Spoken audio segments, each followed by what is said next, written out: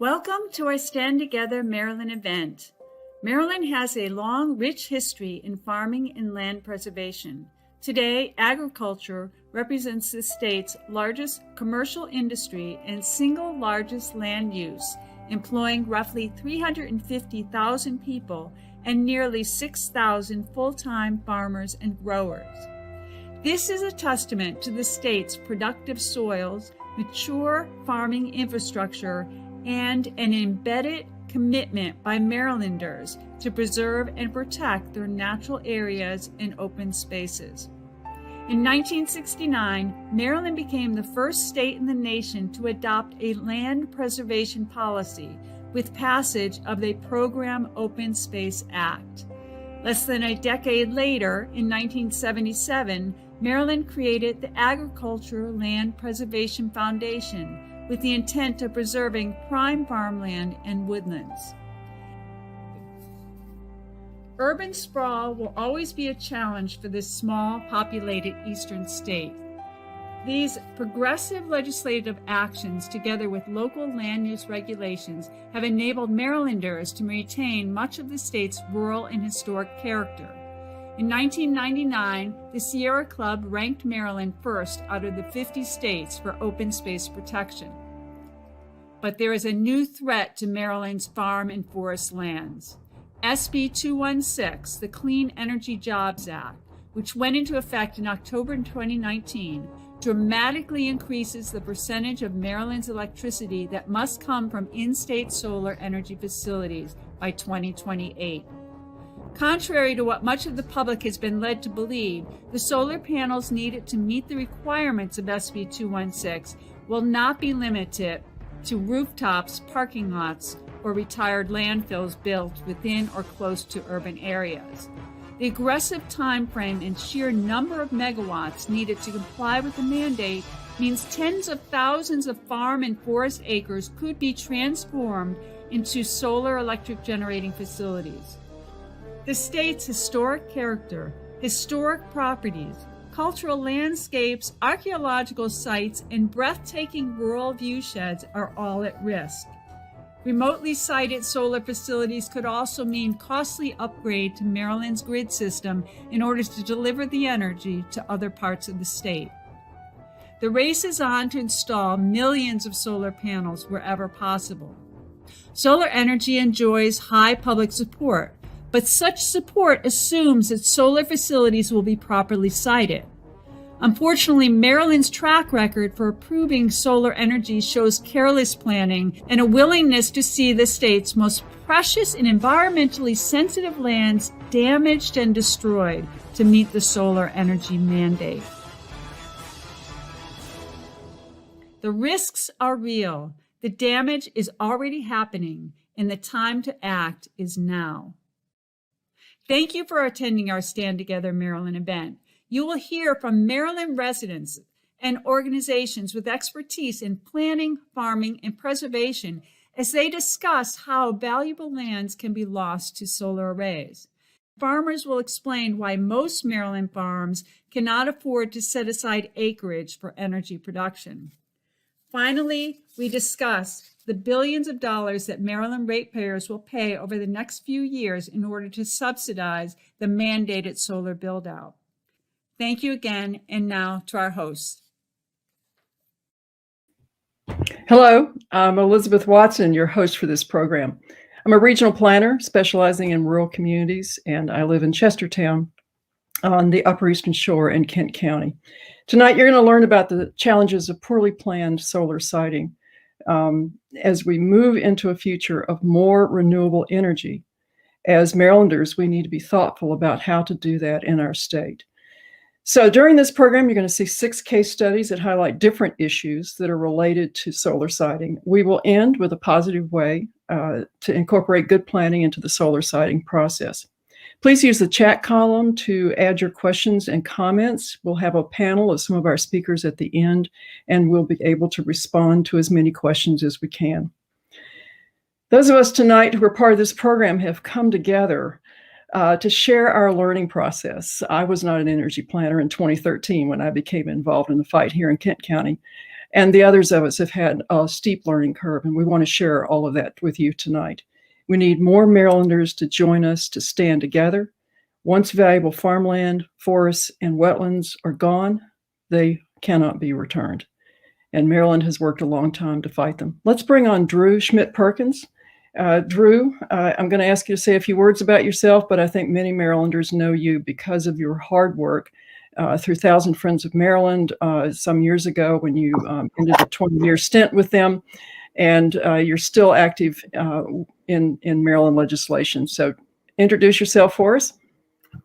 Well, thank you for having me on this. This is an incredibly important topic that I'm pleased to be part of the conversation. I have been working on land use issues, like Elizabeth said, for 15 years. But before that, I was also working on energy policy at the state, local, and national level. So this issue sort of brings both to home, which is a nifty way for my careers to all jive. But I'm worried. I'm frankly scared for Maryland. Over the last 5-6 years, Maryland has been sadly demonstrating that having no plan for siting renewable energy has been terrible for both achieving these critically important goals, clean energy goals, which we simply have to get to, but also really harmful to our rural areas and to the communities in those rural areas. Maryland seems to be racing as fast as we can to a lose future rather than a win-win.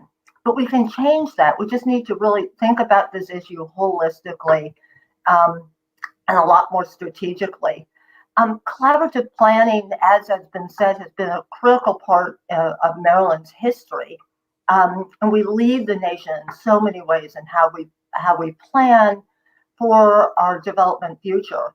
And we should be doing that on energy projects now. What we're seeing is the way we're doing it now is fighting project by project, huge conflicts, which have been expensive for the solar industry, it's been expensive for local governments, and it's been really expensive for community organizations and individual Marylanders. And that's not a winning solution. Fortunately, our decades in planning in Maryland give us everything we need to do it right. We just need to apply those principles to this issue. And really look for the ways that we maximize our benefits and minimize the harms, things that we're not doing now. To do better, we have to reduce the conflicts and make sure that that we identify these benefits. But we should sort of look first at what's happening now and who's benefiting and why. Let's be clear, big solar benefits landowners. Landowners and farmers are not the same thing. Basically, about 60% of farms are actually leased from landowners. And that means when a landowner decides to lease or sell land for solar, that property is taken away from a farmer somewhere.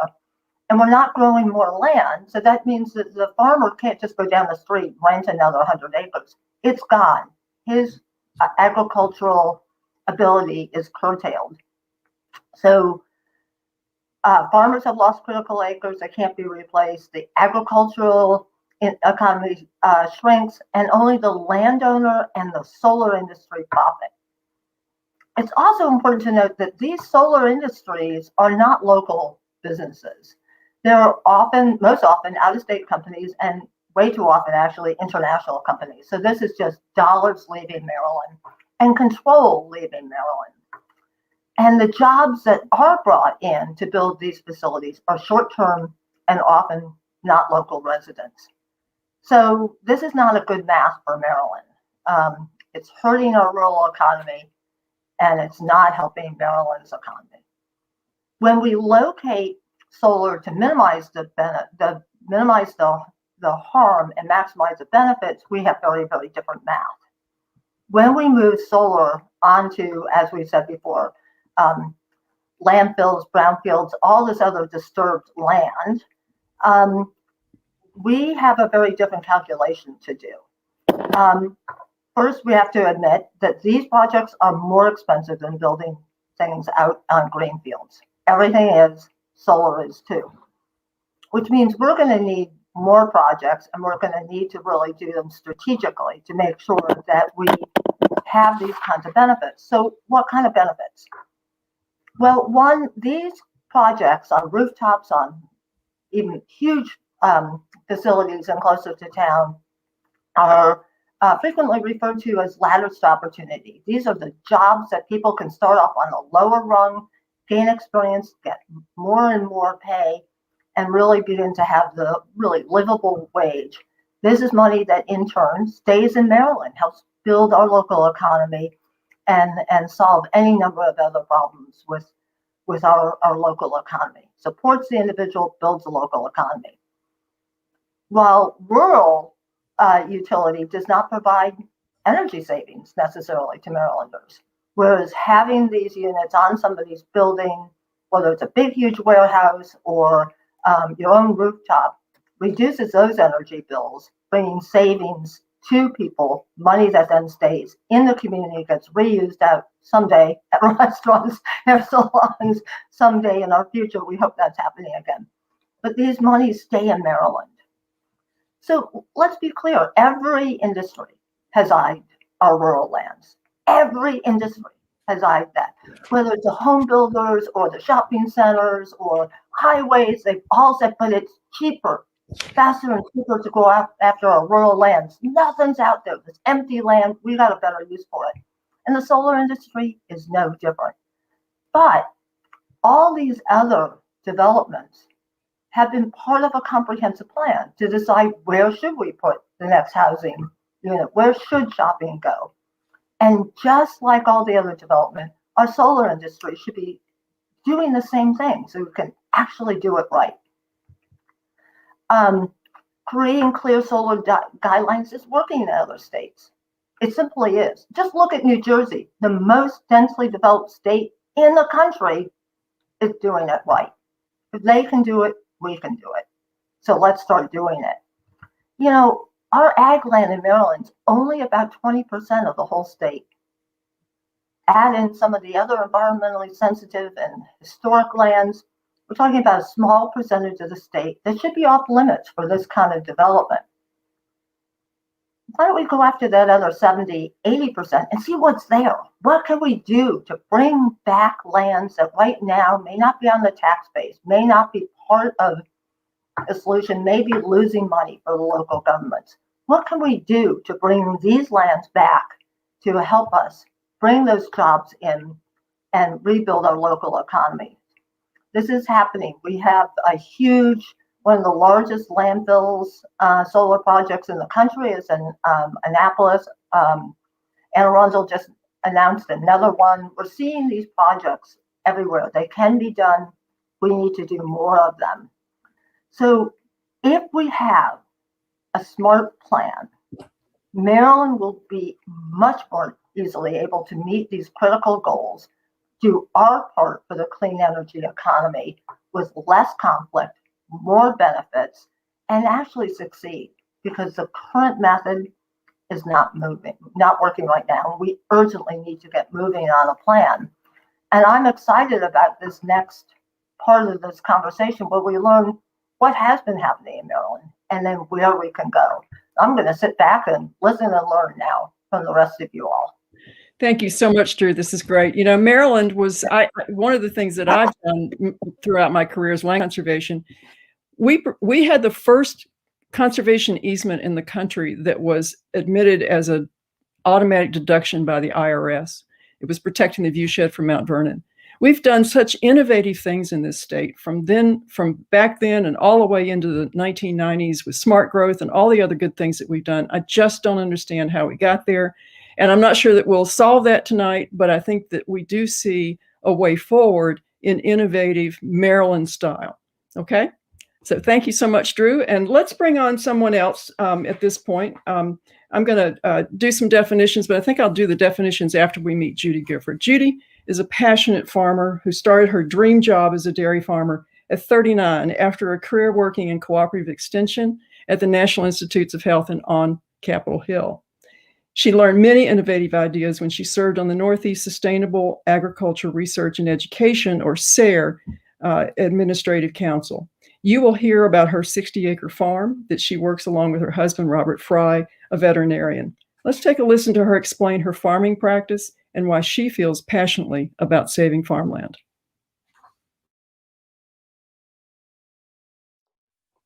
My name is Judy Gifford, and I own and operate St. Bridget's Farm with my husband, Robert Fry. We sell the milk from our 60 registered Jersey cows to Land O'Lake Cooperative, and we direct market grass-fed and finished beef to local families. Our farm is located in Kent County on Maryland's Eastern Shore, which is home to one of the oldest working landscapes in the United States. All of our 50 acres are planted in permanent pasture, which is the best conservation practice for controlling soil erosion and promoting soil health. We've also planted over 50 trees, fenced off our waterways from cows, and have installed rooftop solar to generate clean energy.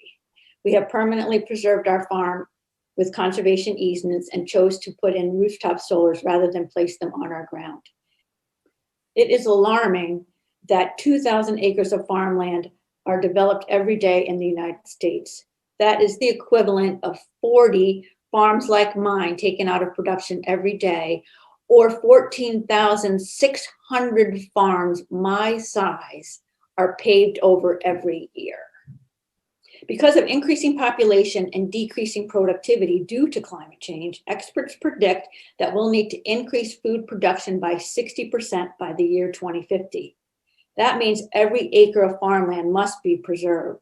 Farmland is a finite resource, and what we have is all we're going to have going forward. We can solve the problem of climate change and protect farmland by properly siting utility scale renewable energy projects on sites such as brownfields, landfills, marginal land, parking lots, and other sites near where the energy will be used. Our planet is a complex ecosystem where all the component parts play a critical role.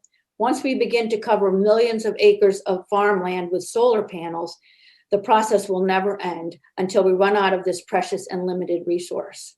Once the land is developed, we cannot undo our mistake. Our soils will no longer play the vital role in photosynthesis and carbon sequestration. Our food security will be threatened, and a sense of place will be lost. We do not inherit the land from our ancestors, rather we borrow it from our grandchildren. Decisions that we make in the next decade must be thoughtful and balanced. Thanks very much, Judy. You can understand why we've asked Judy to join us. She is passionate about saving farmland. You know, we have to feed 9 billion people perhaps by 2080 or 2090. How are we going to do that if we take away the richest farmland? And Maryland has quite a lot, and Kent County does as well. Before we move to our 3 case studies on utility scale solar, I want to be sure that you understand a little bit about the system. There's zoning in every community in Maryland, there's smart growth and lots of planning that's been done.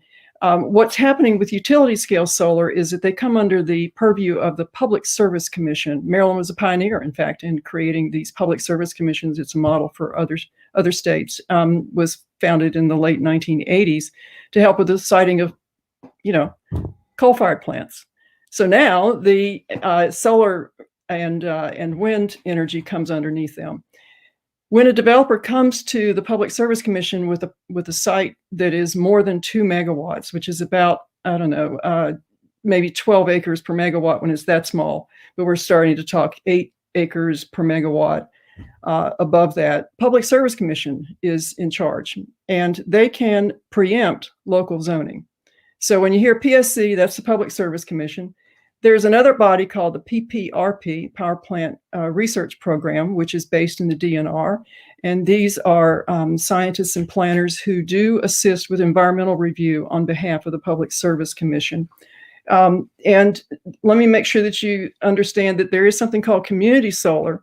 There's solar behind the meter, net metering, which is where farmers and you or I can put solar on rooftops or on some small patches of ground to serve a farm or a household or larger facilities. But with community solar, it's kind of in between. It's smaller, and and we're going to explain that after the first case studies on on this. And we're also going to tell you about the renewable portfolio standard that was mentioned in the opening. And we're going to have a sort of a break between our 3 case studies of utility and then to our community solar. We'll talk a little bit about the money and jobs that are involved in all of this. So let's turn to our first 3 case study. The first is in Somerset County. It is far to the south on Maryland's eastern shore, the lower shore, and a really wet part of the landscape. As all of us in Maryland know, it's really wet down there. So you're going to see on the site map some of the contortions that were done to avoid the most protected wetlands. The project has so far affected 240 acres and is headed toward a build out of 1,000 acres. This next video will take you on a journey through Great Bay Solar inception, its approval, and the environmental impacts that this project has had during the building of the first phase.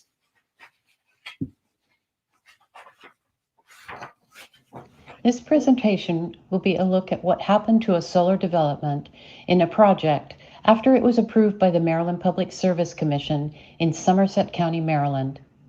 This is a county on the lower eastern shore with abundant creeks, rivers, and wetlands that borders the Chesapeake Bay. This is the county that Pioneer Energy chose for development of a 150 megawatt solar energy plant.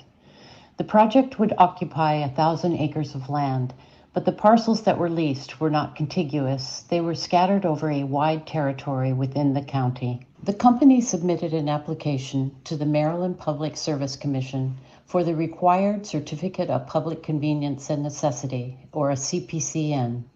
Shortly after the project's application was approved 8 months later, Algonquin Power and Utility Corporation, a Canadian multinational, took control of Great Bay Solar. The environmental review document submitted by Great Bay Solar for the sprawling solar arrays and the string of power lines necessary to gather up all of the energy produced from the separate sites acknowledge the concerns of the impacts on the wetlands the project was surrounded by.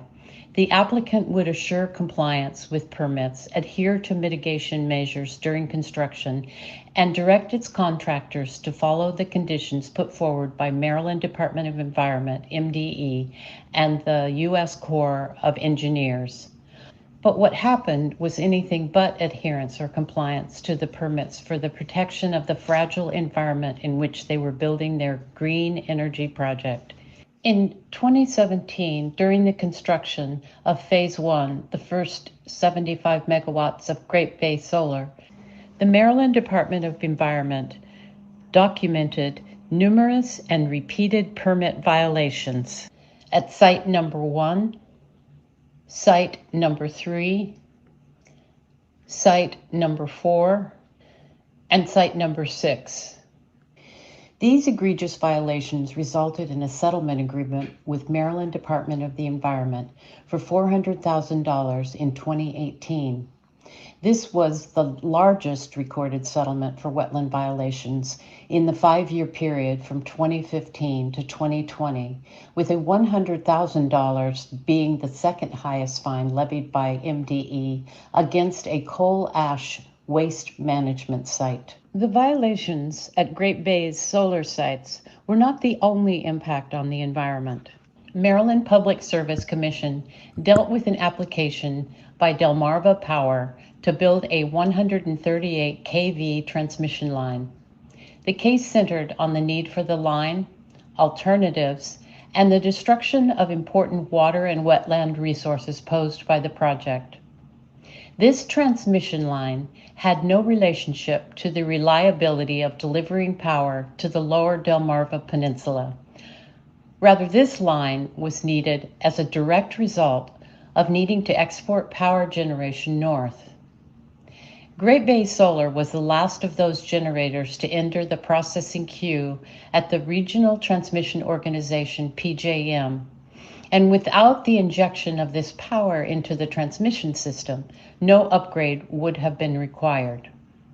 The transmission line impacted a portion of the Pocomoke River that is designated as wild and therefore protected by Maryland law. Along with the violation of intrusions on the Pocomoke River, there were other significant, moderate, and cumulative impacts documented by the Power Plant Research Program to wetlands, critical areas, and other important streams and creeks in the path of the power line. The transmission line to move Great Bay Solar's power north was approved, and because of numerous miscalculations by PJM, the cost of the upgrade was not borne by the developer. The ratepayers of Delmarva Power bore that cost. Meet Janet a little later. She's our narrator for a couple of these shows. Thank you. And we are going to talk now about, if you think this case was bad, let's talk about how much worse it might have been in Charles County. These are, we're told that these are trade-offs that we've got to accept, and let's see what happened in Charles County. First, let's bring up the first slide here. I want to highlight what Allison Prost said of the Chesapeake Bay Foundation about this project. She said an incremental increase in solar energy should not come as a matter of course at the expense of Maryland's highest quality waters and the mixed forest land that currently protects them and provides numerous other environmental services. Any degradation must meet the highest standard for justification and fully address every regulatory requirement enumerated in the state's program. So let's bring on our friends Bonnie Bick and David Curzon. We're going to hear why they renamed this project. Hello, Bonnie. Hello, David. Why they renamed this project from Maryland Solar 1 to Georgetown Solar. So why don't we hear from both of you? Let's see, Bonnie, first up, what was the project proposed to do? It would, had it gone forward, it would have clear cut 257 acres of forest land. It's highly valuable for its pristine streams and its important bird area, which David will tell us about. Yeah, David, could you talk to us about Bonnie called you up when she learned about this project. We're going to hear a little bit more about that. She called you up. So what are the impacts that you discovered as you looked at this project? Let's go to the next slide. Well, this project is in the middle of the Nanjemoy important bird area. And important bird areas are the most essential habitats for birds in Maryland. That's actually it's a program that goes across the world. With Audubon is the U.S. partner with BirdLife International. And when we identified the Nanjemoy IBA, as we call them, it was the real value was in its contiguous forest. It's the biggest contiguous forest in southern Maryland, and this project would have permanently destroyed a 250-acre parcel, basically stamped a hole in the middle of that forest. And the real value of a forest landscape is the fact that it's continuous. So David, as the director of bird conservation for Audubon, DC and Maryland, we're going to show the next slide. Could you just tell us a little bit more about the birds that are in that area? Sure. There are a lot of forest interior dwelling species living in Nanjemoy important bird area. These are things that birds that many people might be familiar with, things like scarlet tanager and many of the warbler species.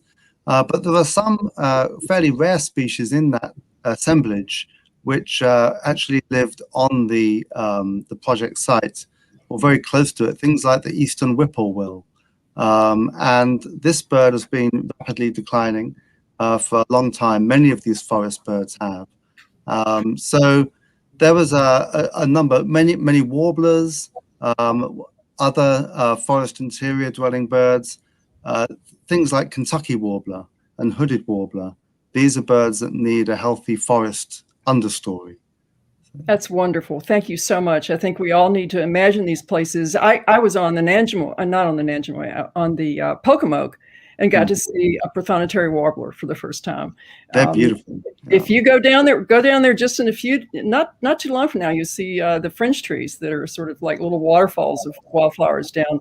Thomas Jefferson loved that tree. So we've got some spectacular natural areas in Maryland. Bonnie, how did you find out about this project? And tell us a little bit more about why let's go to the next slide, and why you named it Georgetown Solar. Well, actually, it was an accident that I found out about it. I was at a compressor station hearing against a Dominion frac gas compressor station. and which was stopped, by the way, by the Mount Vernon viewshed.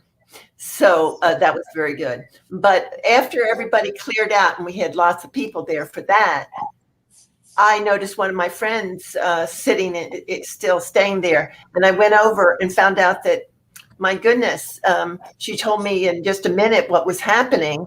And it was, you know, a terrible thing, because I was, in addition to all of the impacts that David mentioned, for me, it's also, I'm a huge solar supporter. So I was concerned because I felt like it was a mistake to put down solar and fragment this magnificent forest. And it was one that— Could you just talk to us briefly about, while we've got this slide for the Georgetown campus up, just tell us what you try to do with Georgetown, and then we're going to go to the sort of process and get done right. with it.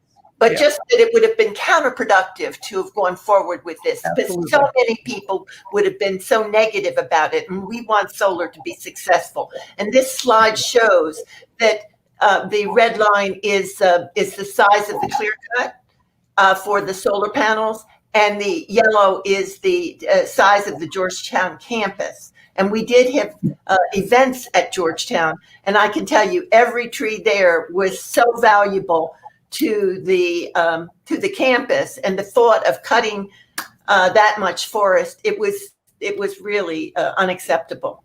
And did Georgetown accept it? Well, Georgetown had signed a contract with Orge's company, who was out of Cyprus, actually. Their headquarters is in Cyprus, and they were very hesitant to try to get out of that. I mean, they did a study, and they promised, many groups came together on this, and they promised that they would share the study with us, but then they decided not to. And fortunately, this did not go forward. Paris, we've got here we are. We're going to talk a little bit about the process. Bonnie, I've known you for what, 20, 30 years now as an activist along the Potomac. You're a native of Southern Maryland, Oxon Hill. And, you know, you're pulling together, calling David, pulling together all these folks is a fascinating story. It's as a planner, I'm having a hard time with the fact that, as someone as active as you, missed the fact that the whole Public Service Commission was, you know, making these decisions. So actually, what happened is the Public Service Commission, just as with Somerset County, the Public Service Commission approved this project, right? But they had two conditions: required local permitting, which is why you were at that hearing, or why that hearing was being held that you wound up at. And it required another condition. Let's go to the first one and talk to us about that for a second. Let's get to the next slide. So it passed, right? Charles County? Unfortunately, yes. And I could go into details, but it's very difficult if you don't have enough time to really, what happens actually is we made a presentation. We know that the Board of Appeals was very taken with what we said, but then the applicant got to comment on our comments and changed our direction. I mean, and we had no way to further They got the last word. They got the last word. Let's go to the next condition. Let's go to the next slide. Okay, so here, Bonnie and David, you guys were the heroes. So tell us this story. What happened? The project had to get another condition. What was that? Yeah. David, do you want? Sure. Yeah, that was basically a non-tidal wetland permit from the Maryland Department of the Environment, and that's because there were two high-quality streams that crossed the property. And when Bonnie called me up and told me about this project, I decided to write a letter and detail the bird value of the site, and to say that we request a public hearing on this. This probably should not go ahead because we were very concerned about the loss of forest, the fragmentation of the forest, but also, of course, the impact on those two high-quality streams. When you looked at the project plans, they showed a lot of, the clearance of the land would have undoubtedly really damaged those streams. So But so the permit that we were seeking to get denied was for the streams rather than the forest. But of course, forest and streams are tightly linked in the ecosystem. And so Ben Grumbles, basically, if we look at the first quote that we had from Alison Prost earlier, Ben Grumbles agreed with Alison and the two of you. With Maryland, while Maryland strongly supports the increased use of clean and renewable energy sources, these two proposed projects, there were two, would harm the nearby high-quality streams in Charles County and threatens our continued restoration progress in the Chesapeake watershed. This is an unacceptable trade-off for the environmental benefits of clean energy. So we're thinking trade-offs. So thank you very much, Bonnie and David. We really appreciate your time. We'd like And we'll hear from you guys next on the panel. Okay. Sure. All right. So let's go to the last big solar utility scale project, and this is where I come in a little bit. This project was proposed by Apex Clean Energy in Kent County, Maryland. It's known as Mills Branch Solar, and it was a project that first drew me into the fight back in 2013. It took 5 long years to win. Let's hear Janet Christensen Lewis, the chair of Kent Conservation Preservation Alliance. You'll meet her in a minute.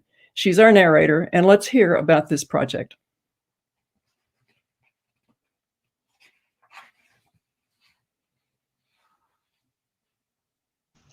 Kent County, Maryland is a small county located on the Delmarva Peninsula.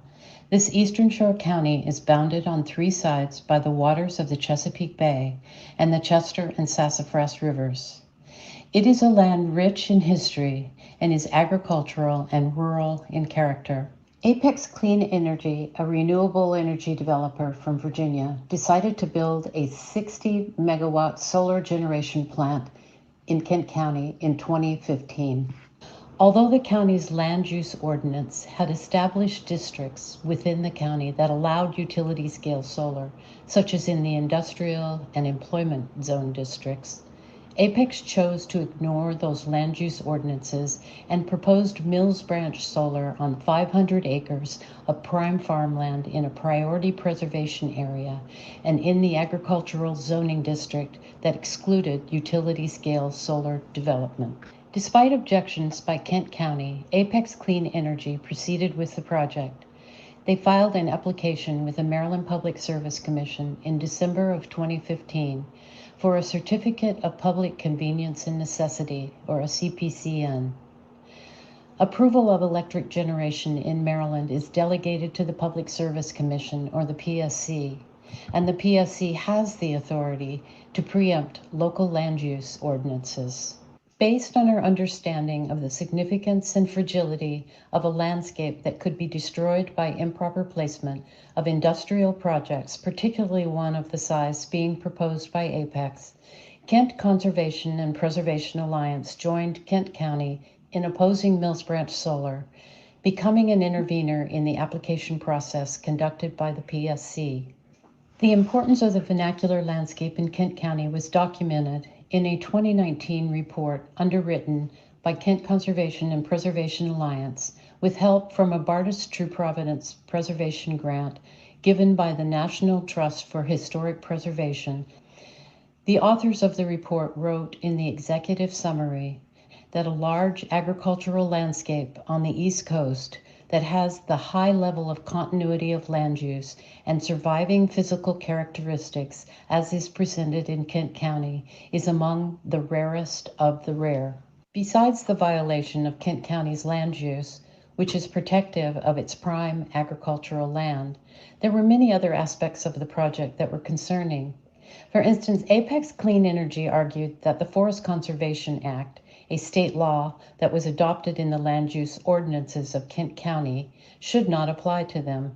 Furthermore, the area where Apex planned their project was included within the boundaries of the Stories of the Chesapeake Heritage Area, which is comprised of large viewsheds of working farm landscapes.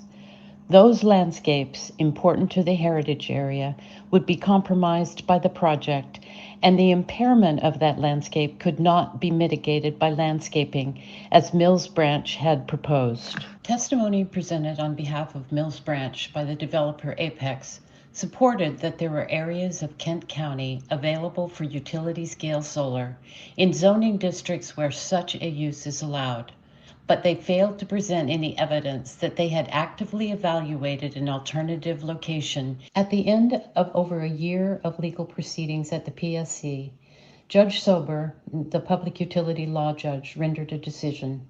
He found that many of the arguments made in opposition to the project were persuasive, and therefore the project would be more negative than positive in its value of creating benefits to Kent County and to the state. He denied the application for the CPCN requested by Mills Branch Solar LLC. A case could be made that the process worked. Apex Clean Energy, with a multi-million-dollar net worth, was defeated in their quest to override the will of the residents of Kent County.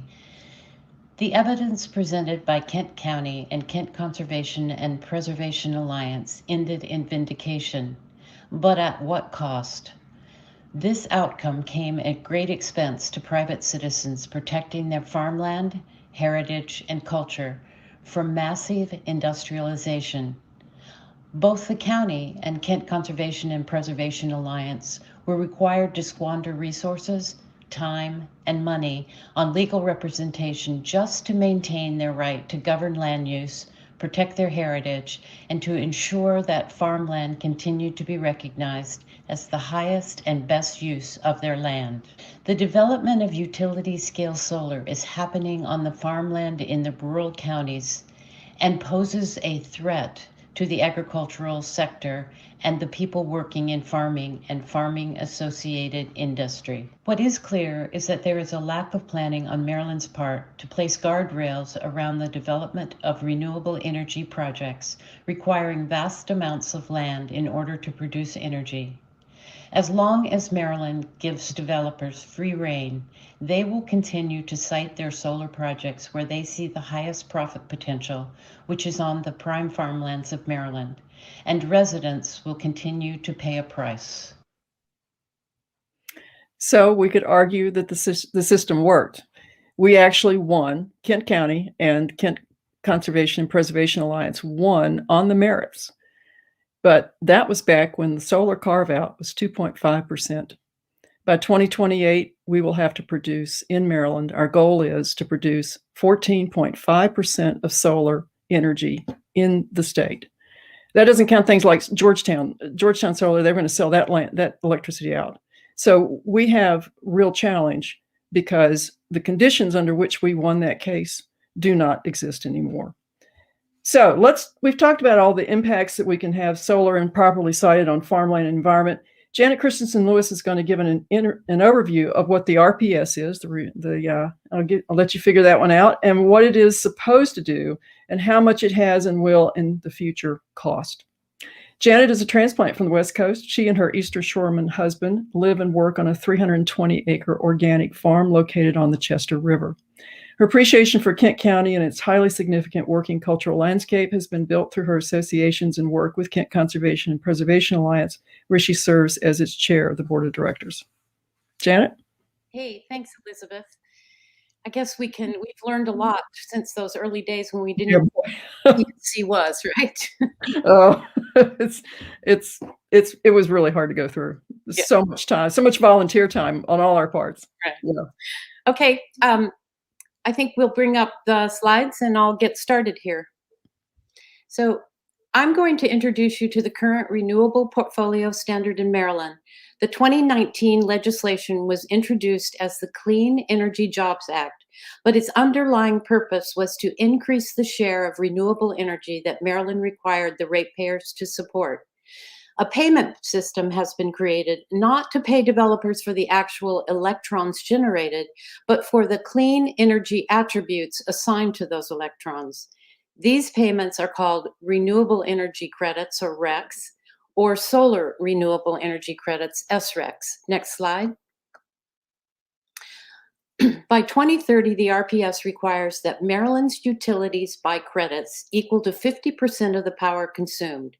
33.5% of this comes from renewable energy like wind and hydro, generated in or out of state.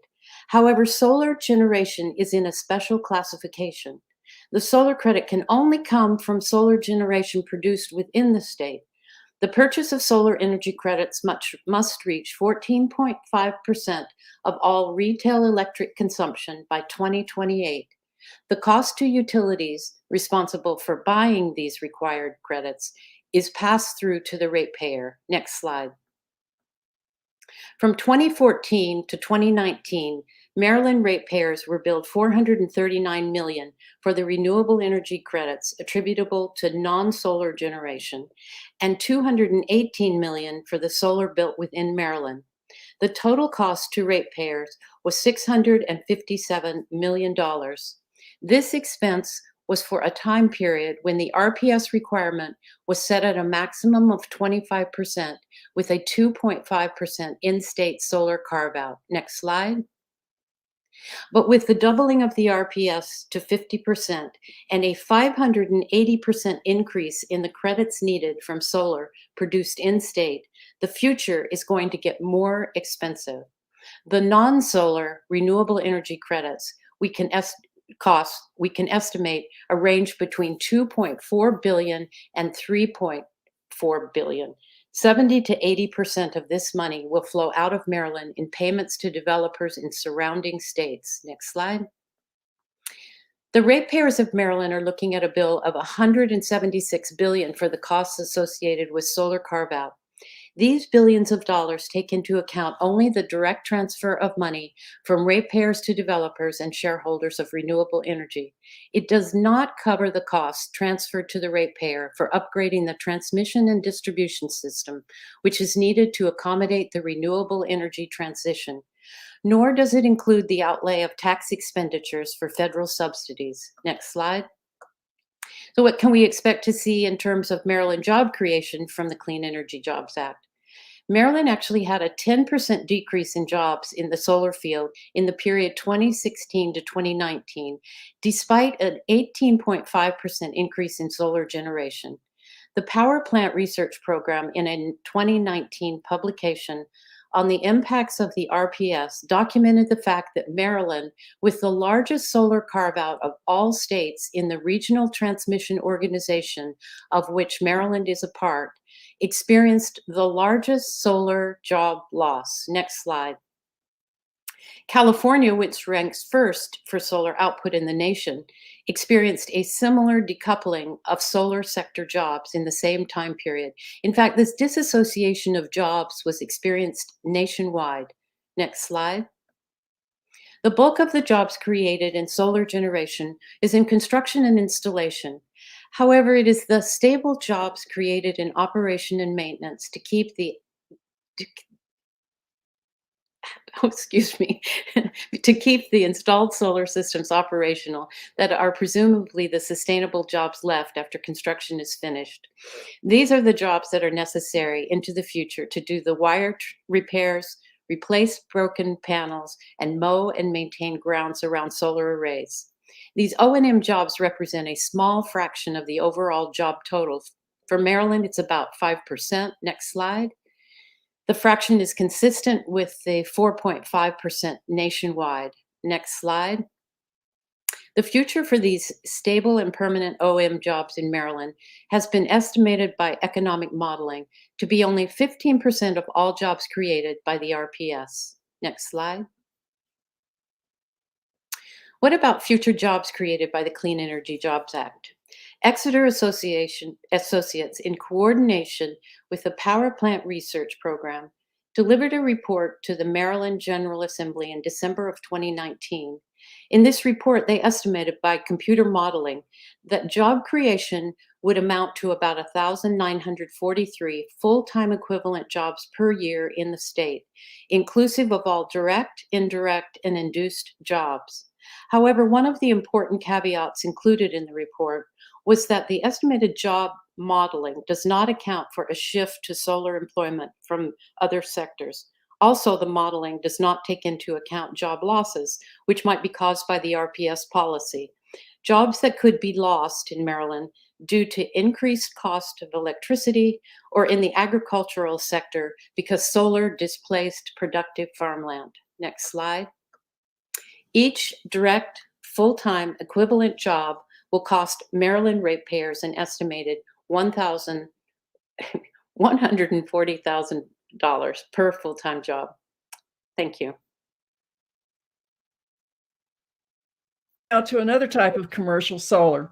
This is solar that the PSC regulates and oversees, but does not require the applicants to attain a CPCN and therefore does not have the preemption authority that we've discussed in the 3 preceding case studies. Community solar, which is 2 megawatts and under, is governed by local land use ordinances. So what's happening locally? First up, Keith Olinger, a resident and farmer in Howard County. Howard County's preservation program was the result of alarming loss of farmland and open space in the mid-1970s and the early 1980s. After spending millions of local taxpayer dollars for decades to remove development rights from farmland, Howard County decided to allow community solar on this preserved land. Keith is a member of the National Association of Conservation Districts and has held many leadership positions in Maryland, including a position as vice chair of the Maryland Agricultural Commission. Keith has squeezed a lot of farming into his 20-acre Porch View farm. Did Howard County lose a lot of large parcels of farmland? We had some very big developers, the Rouses, I guess, and whatever, that were interested in doing the ideal communities, and so they bought up huge swaths of farmland. And I'm not against development. It's just I am pro farming and food production. Farming is an ecosystem. You hear a lot of people say, well, to raise a child, it takes a village. Well, it's similar in any ecosystem. You have to have a base foundation of supply and support and demand. Howard County has a preservation program that is unique. Can you tell me about the amount of land that can still be preserved and also the solar development that is taking place on this preserved land? So where we are now is we are essentially under 2,000 acres left that is potential to be preserved in Howard County, but that could be also developed. And we have about 22,000 acres, a little over, in the active preservation program. What we've been told is that the non-preserved land, when the solar companies have to compete with development, they can't pay the prices to be able to get the land for solar. I'm not against solar power. My preference is that we create the incentives and the structure to be able to put it where the actual needs are. If every home had solar power that could do it on their roofs, then you wouldn't need to put it on our farmland. In the original legislation for Howard County, it was wide open. They could, the companies coming in could have done pollinator habitat. They could have raised the posts and done agricultural farming underneath it. They could have kept the posts a little lower and done grazing underneath it. They could have, done a medium type height and done vegetable farm. There was no limit or restrictions put in. It was wide open what they could have done. The original projects came in, they did none of that. They fenced it out, and from a perspective, it doesn't look nice. I mean, it's not, not that matters necessarily. A pig pen doesn't necessarily look nice either, but the issue is they didn't do that. They put in the solar panels, they fenced it out, they said everybody needs to stay out, and they didn't try any alternatives to work within the community to make it better. They're not worried about my community. They're not worried about my neighbors. They're not worried about the future of agriculture. They're worried about their bottom line. It's not the solar preservation program, it's the agricultural preservation program. And agriculture and solar are not the same thing. It's solar is not farming. And we ended up agreeing that we could go up to 2 megawatts in community solar. We would feel comfortable with, but we didn't think utility scale solar was appropriate on land that was preserved for agriculture. Thank you, Keith. Let's move to Montgomery County. You're going to see a pattern here. We're talking about the counties that are most influenced by Baltimore and Washington, D.C. Montgomery County has a zoned agricultural reserve that was established in 1980.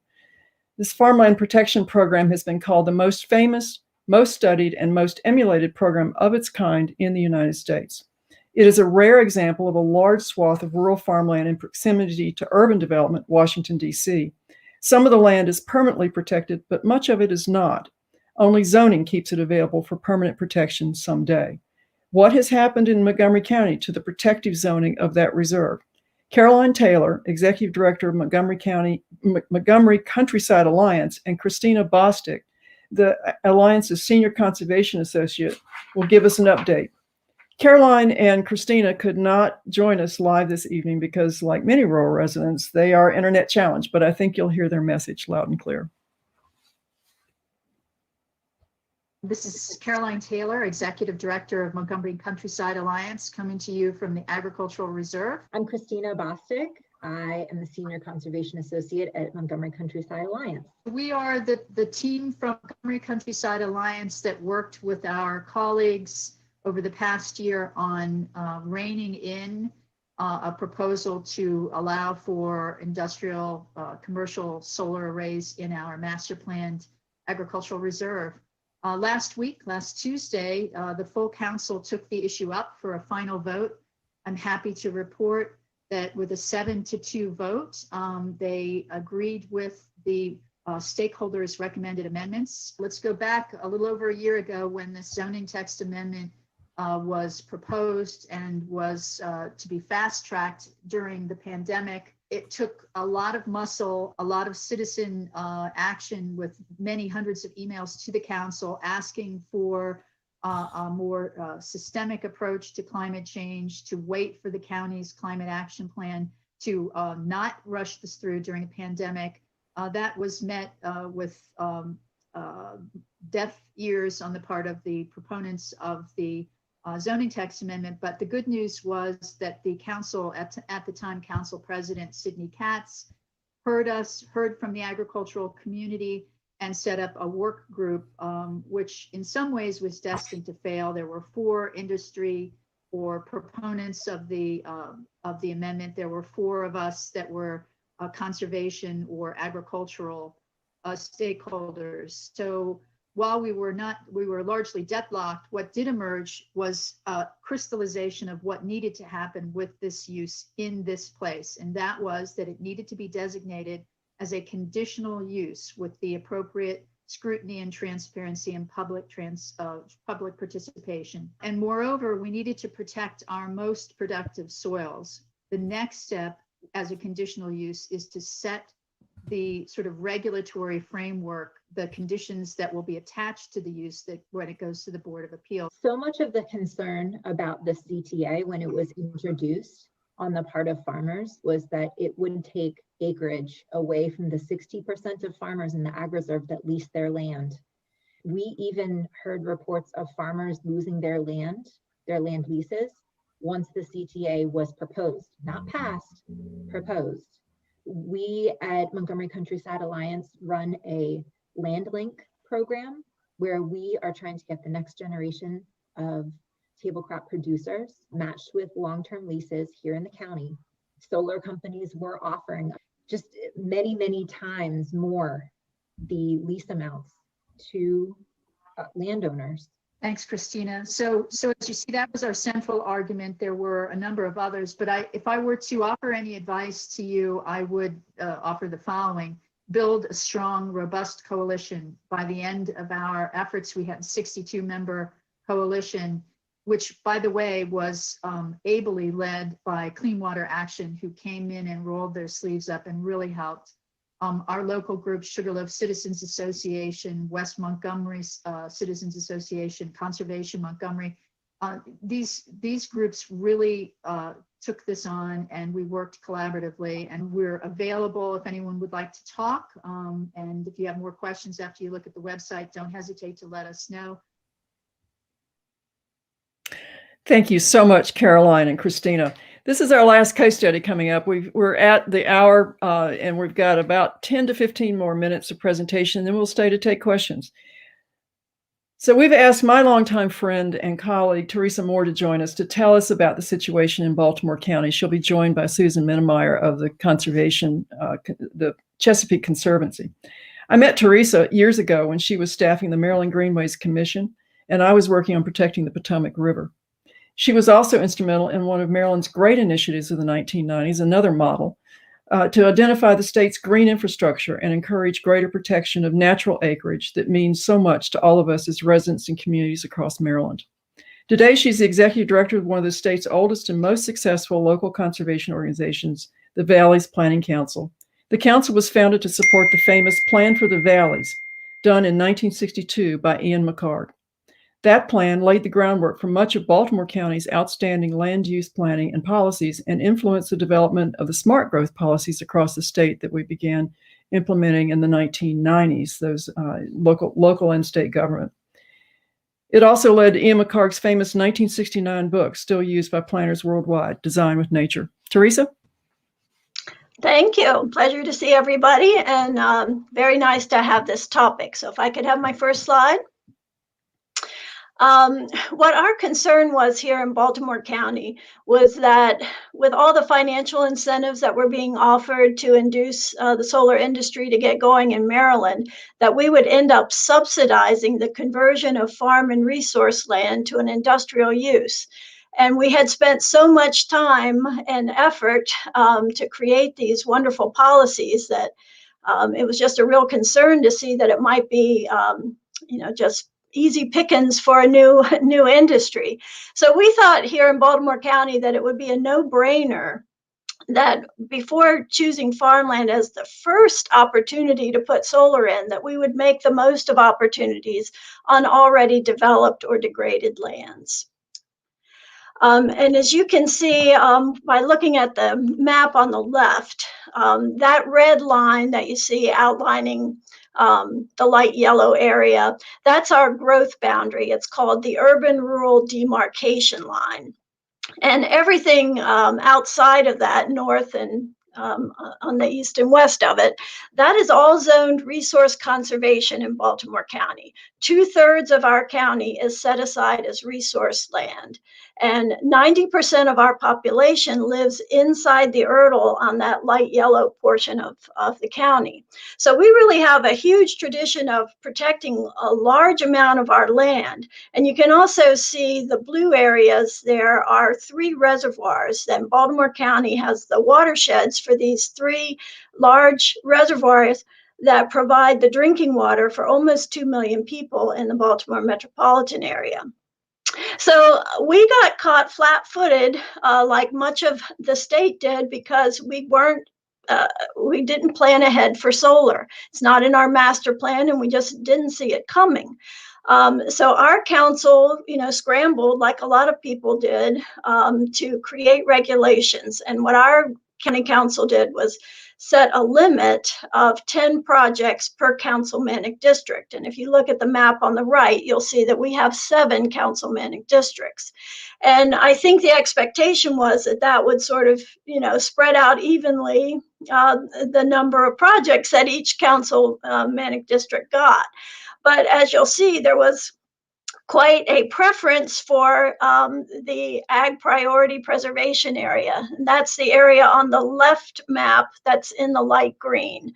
That's where all our easements are and where a lot of the prime soils are. And so even though we have a limit of 10 projects per district, we have a waiting list in District 3. And also District 4 has a lot of prime soils and resource preservation and resource ag preservation land. And they've got the next biggest number of applications, 5. And then we have 2 other districts that just got 1, and we have 3 districts that got none. So basically what we found is that if you can't put it on farmland, they're not that interested in doing it. And we found the same kind of skew within our BGE territory, which has, about 8 counties in it, because each county's done a little differently with their regulations. Baltimore County, which allows it on farmland where some of our neighbors don't, we're getting the bulk of the territory's applications for community solar. So next slide, please. We decided to actually take a look to see if we could actually have enough sites on what we consider optimal sites to handle our fair share of the renewable portfolio standard, because we are pro renewable energy and we do want it here in Baltimore County. We just wanted to find out if we had enough of the best places to put it. So we hired the Chesapeake Conservancy to do a study for us, to find sites that would maximize the potential for solar energy production and minimize the impacts to farm and resource lands. So I'd like to introduce you to Susan Minnemeyer, who is with the Chesapeake Conservancy, and they did a marvelous study for us. Susan, you're muted. Thanks, Teresa. So we aimed with this study to answer the question, where should solar go and how much of this, what we call the optimal sites, are available for solar within Baltimore County and city. So at the Chesapeake Conservancy, we produce high resolution land cover and land use data that allows us to measure important lands like prime farmland or environmentally sensitive land cover like forest cover down to individual parcels. We applied this data to come up with a method for estimating the number of optimal sites in the city and county and how much energy could be produced with these. So next, I'll go over our principles for the study.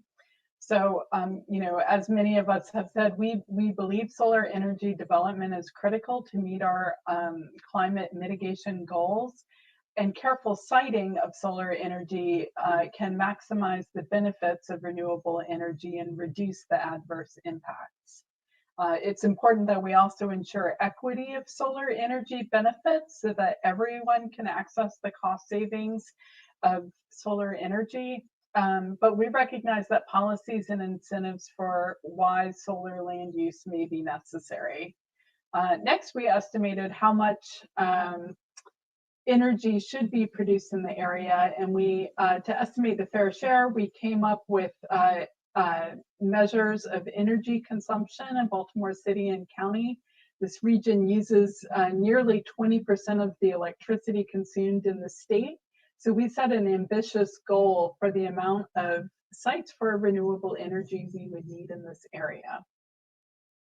Next, we looked at land use conflicts. So we aimed to identify sites that could avoid these key land use conflicts. So solar on prime farmland removes some of the best land from food production, while loss of forests and important lands for wildlife and climate, as mentioned in the case study on the Charles County, Georgetown example, these are lands that are important to preserve.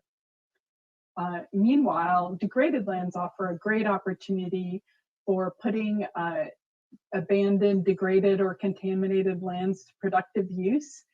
Sites like capped landfills, brownfield sites, or other contaminated sites, or even land adjacent to wastewater treatment plants offers an opportunity to put land back into productive use and offset the energy required by facilities like wastewater treatment plants. Solar in the built environment, however, is very compatible with other land uses. Solar enhances commercial and residential property uses. Meanwhile, parking canopies provide shaded parking and electrical vehicle charging on site. So many great amenities come with this. In terms overall of what sites are optimal, we identified degraded lands, as I mentioned before, parking lots over an acre in size with an opportunity to put in parking canopies, rooftops, both residential and commercial. And we also identified preferred ground-mounted sites.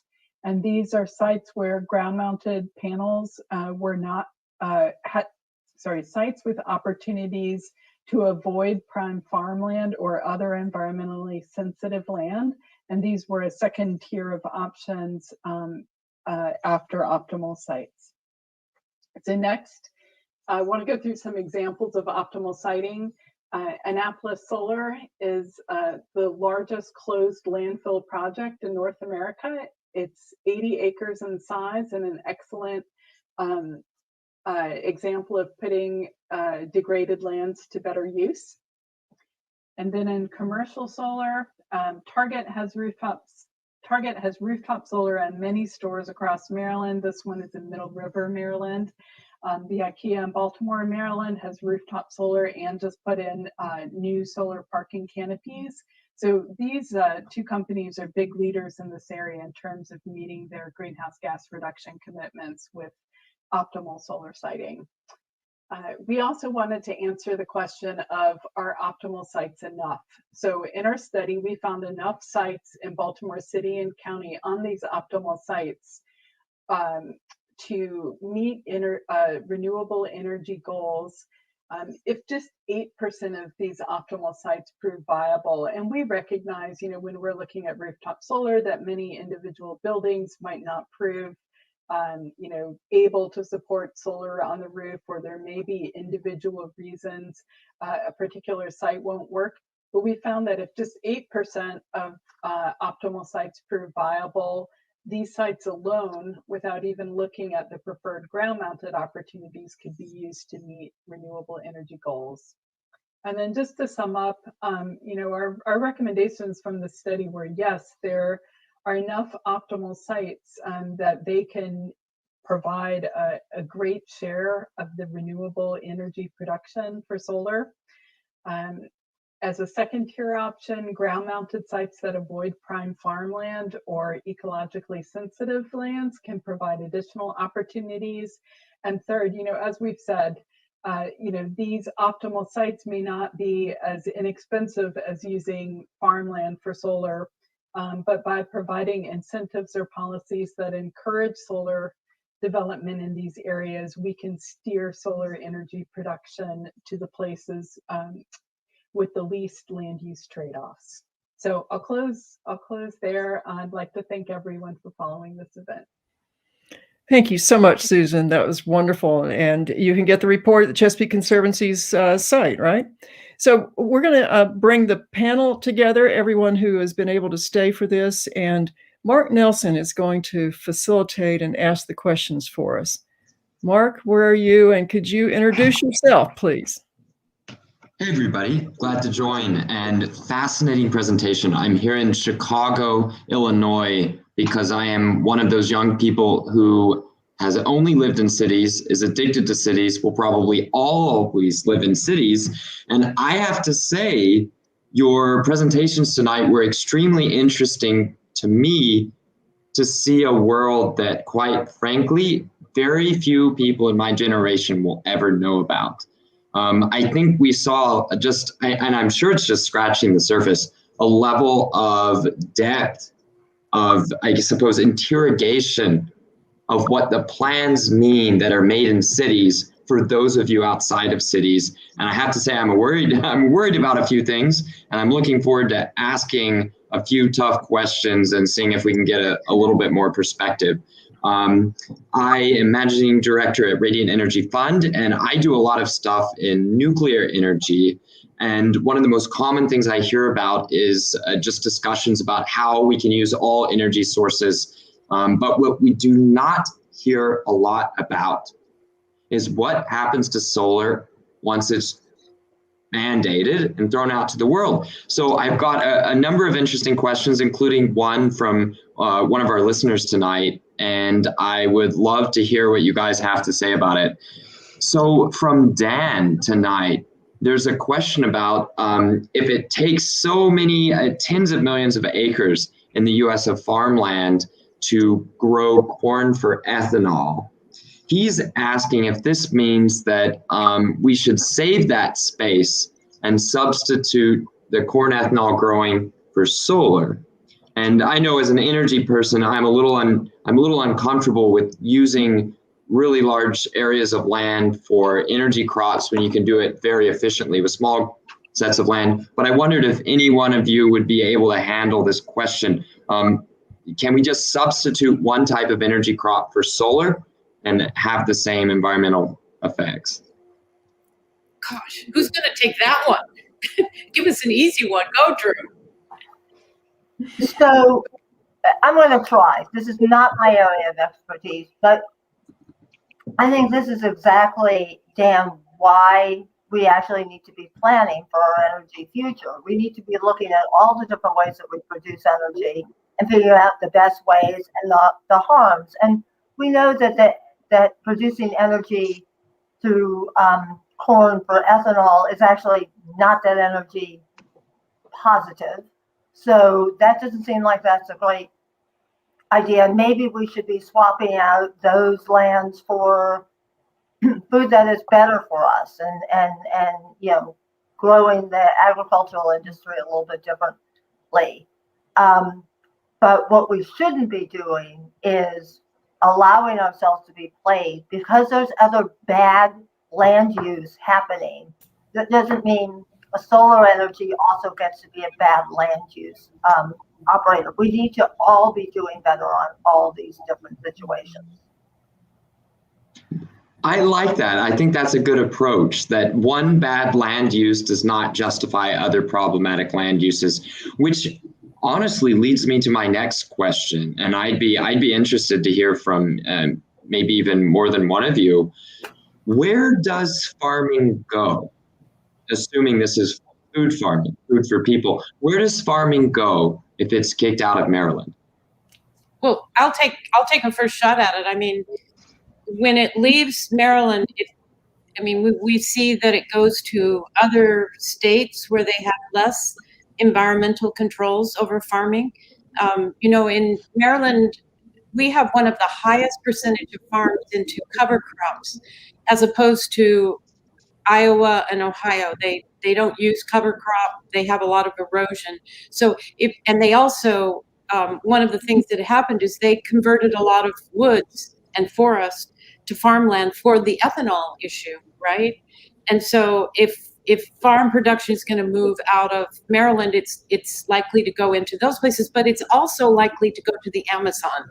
I mean, we export huge amounts of our product to other countries, and if they're not going to get our product anymore, if the United States isn't a producer anymore, we already see that we have a lot of imports, and in the Amazon, that's where they're cutting down the forests. So we have prime agricultural land, we have high productivity, we have farmers that are experts in what they do in the United States, and particularly in Maryland, and we don't want to lose that expertise, land, and have it be exported someplace else. Janet, just a moment here. Does Maryland care when Maryland has clean energy goals for solar and it's losing that same function to the Amazon forest? Is that counted against the economic or environmental efficiency of solar as an energy source for the state? Well, I'm not quite sure what that is, but I think when we look at our clean energy goals, we're pretty concentrated on us. We're concentrated on Maryland.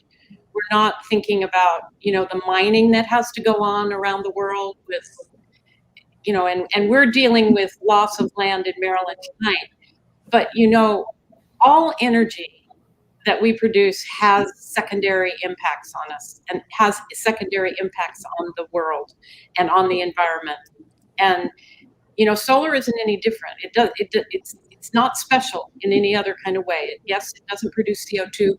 Yes, that's important that we do that, but it still requires mining. It requires cement. It requires steel. It requires a lot of energy just to make it. There's a lot of issues around it. So.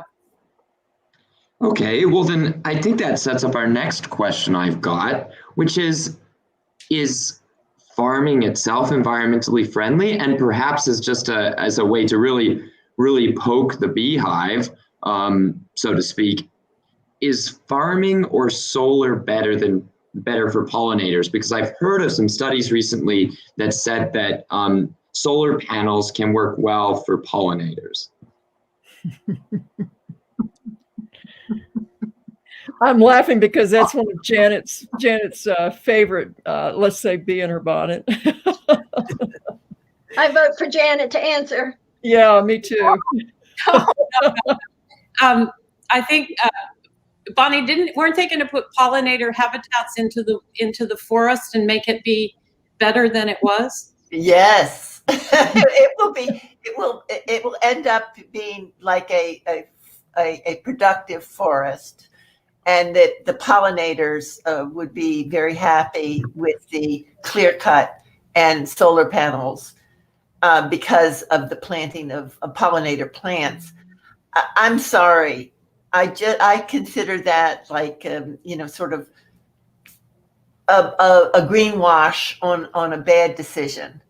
I mean, really, that's always what it gets down to when they're discussing these issues is, well, just think about the pollinators, don't think about the loss of the forest and the fragmentation and the impacts that would have, but think about the pollinators. And I mean, I'm all for pollinators, I'm all for solar panels, but we have to, we're in a situation now with climate. We need to protect all our forests and our farmlands. Keeping them productive is extremely important. So we just have to find these acceptable places for solar, which, and as the Chesapeake Conservancy said, and thank you for this, I want to read that report, is there is enough space. It just has to be properly cited. So hearing that answer, I'm not sure you're going to like the next question, but I'll try it anyway because it's one that I've heard. Maybe 10% of each farm could be given up for solar. That way, no one has to be completely pushed off of their farmland. So I guess the question I would ask, and maybe this is two questions for two people, would 10% of each farm being given up for solar work for farming? And then on the other hand, would it work for solar? Well, I mean, if you look at Howard, two people that we had on, Howard and Judy, Judy has 60 acres. She pastures it. She's protected her waterways. She's put in trees to protect those waterways, and she's pastured that land. And if she had to put in 10%, which would be 6 acres. I mean, Judy put in solar. She put it on her roof. If she had to take 10% of those 60 acres, that would be 6 acres of land. She would have to diminish the cows that she has. If we did it on our organic farm, we would have to take out 332 acres out of our farming operation, and we can't run tractors and grow alfalfa underneath solar panels. So the people that we supply the organic alfalfa to, the dairies here in Kent County that we're suppliers for, and the people that supply us with our seeds and the truckers and everything else would be diminished. It would impact, as Keith says, the entire farming ecosystem when you start looking at taking that amount of land out. Mark, what I'd like to suggest is that farming, let's take farming as a given and ask, why is it that we're always being asked to defend the 20% of Maryland that's farms when there's, to steal from Drew from her opening presentation, there's 80% land out there, and the Chesapeake Conservancy has shown us how we don't need to take a single acre of farmland, and we can actually retrieve land that's wasted and put it to good use for our communities. So why do we have to always defend farmland or the forest? Maryland has pioneered, as we've said in this presentation, but it just goes on and on and on. Every decade, we have innovated and found ways, and we have cared as Marylanders about these really special places. Let's look elsewhere. Teresa? We did find 3,400 acres of rural land, open land that isn't prime farmland or rich ecological land that could be used for ground mount. We make that a second tier of preference. We prefer the degraded sites. And I guess one way of looking at it is if you're trying to reduce carbon, why not put it on a place that's not doing anything, not contributing towards the atmosphere in a positive way at all? If you put it on a parking lot, you're adding shade and you can plug in your electric car when you go to work. It just makes so much sense there. Why would we take something that's vegetated and has living soil and change that if we don't have to? What I'm hearing from these is that there may be a high environmental cost to cheap solar. Certainly in the energy world, in the carbon policy world, there's a concept of carbon leakage. That is bad policy, chasing carbon emissions from a high environmental concern area to lower environmental concern areas. And I guess what we're hearing here is that there's such thing as ag leakage, or even land leakage, shall we say. A footprint issue that may have a fairly big impact on the environmental friendliness of solar policies. Well, Janet, Bonnie, Drew, Teresa, Elizabeth, Susan, I think you've answered most of the questions we have for you tonight. Any final remarks or comments for our viewers? No, I mean, I appreciate everybody that came on tonight to help us out, and to the people in our listening audience who've stayed with us. We'd like to know of more partners out there. So if you feel akin to us, we hope you'll contact us because we'd like to share information and experiences. Bonnie? And I just wanted to say how important it is that when you do start working, identify a problem, that everybody works together, and that all of the people that have the same goals, it's really the way that we have success with our environmental efforts. So Drew, you might have something to say to working together. Absolutely. We have to solve this problem. We have to. It's urgent. It's now. We've shown in Maryland how not to do it. It doesn't work. Let's figure out how to reach these goals, reach them together while supporting farmers, while supporting communities, while building a better economy. We can do it. We have to do it. And I think that we in Maryland can actually become the leaders on this issue instead of the losers on this issue. Thank you. Well said, Drew. Why don't we all say goodnight? Thank you so much to all of our listeners, and we'll be on YouTube in the future, and contact us, please. Thank you. Thank you, everybody. All right, bye. Bye.